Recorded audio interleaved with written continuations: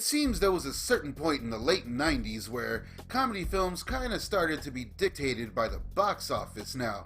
Obviously, right? But I'm talking even more than usual.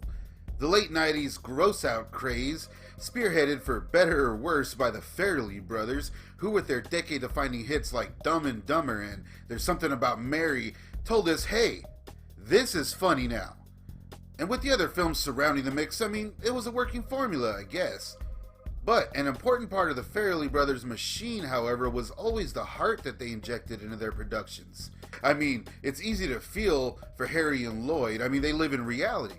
It's easy to sympathize with Roy Munson shit. I do more and more every day, sad to say. And again, because him and Ishmael live in reality. However wacky it got, it was still reality. In my opinion, the Farrellys kind of fell with the more fantastical elements in some of their films. Especially like Shallow Hal, Stuck on You, and even Me, Myself, and Irene. Myself, I always preferred the more reality-based stuff. Which brings me to what I consider the best Farrelly Brothers movie of the 90s. Regardless of what the film was supposed to be, hear me out. Outside Providence is a 1999 coming-of-age comedy, or as the studio would tell you, stoner comedy. Ooh, naughty. The film tells the story of Tim Dildo Dumphy, played by Sean Hattasy, who, is a directionless teen stoner in the 70s, and after getting into some trouble, he's sent by his father, played by Alec Baldwin, from his small town in Rhode Island to Cornwall Academy, where he tries his best to fit in, and finds some direction where he least expects to.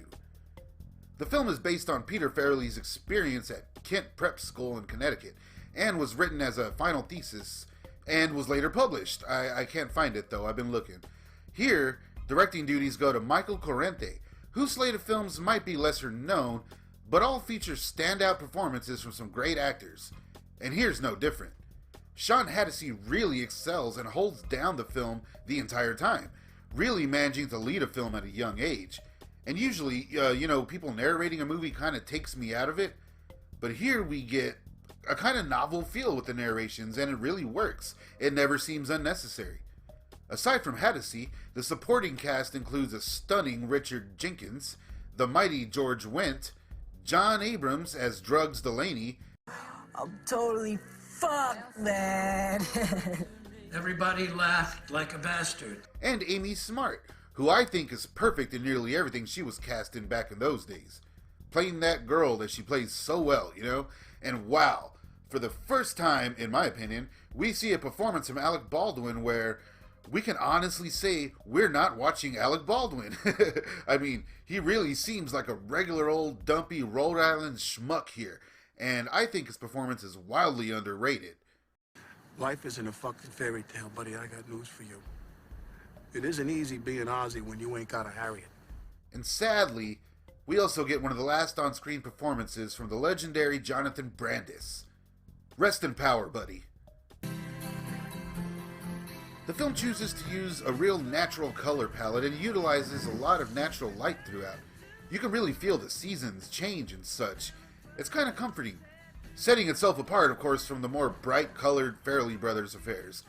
And everything from the wardrobe to the cinematography to the period soundtrack, I mean, it really is near perfect. I'd say where the film kind of starts to show some flaws is with the wacky tones it takes around the second act, spending a bit too much time with the revenge-type plots and the forced gross-out humor. Again, that was so popular at the time. And considering the script was adapted by the Farrellys themselves, I'm guessing that's why. But there's a reason this film is so underrated and forgotten. Even the Farrellys themselves disowned it upon release, claiming it's not the picture they intended or that they wrote. Here the Farrellys will be dealing with Miramax, who of course was ruled by Harvey Weinstein at the time, who was notorious for terrorizing productions and ruining films in the process, this one being no different. He mandated more gross-out humor and sex jokes and a faster overall pace, really leaving very little time for the real nuanced performances that the Farrellys were going for, although the ones that stayed in, again, fantastic. And honestly, there are some hilarious moments in this flick. Hey, Pud, you better move your ass fast, because I'm about to throw this fucking dot. Oh, is that right? You're gonna throw the fucking dot. No, no, take it out. Take it out. I'm just sort of playing the field right now. Ew! What the fuck? Funkadelic. He just yorked on me. He did? We can only guess now what the film could have been. You know, there is a bizarre alternate ending out there where Dildo knocks out Thunder Turd at the school, but that's about it. But in the pantheon of teen comedies coming out at the time, this one stands out. Same to be said when comparing it to other coming-of-age comedies at the time. Hell, and other stoner comedies at the time. Making Outside Providence, in my opinion, one of the best teen coming-of-age stoner period comedies of the 90s. I highly recommend this film to anybody who's high. Be sure to like this video and subscribe to Staunch TV. I'm shit-faced.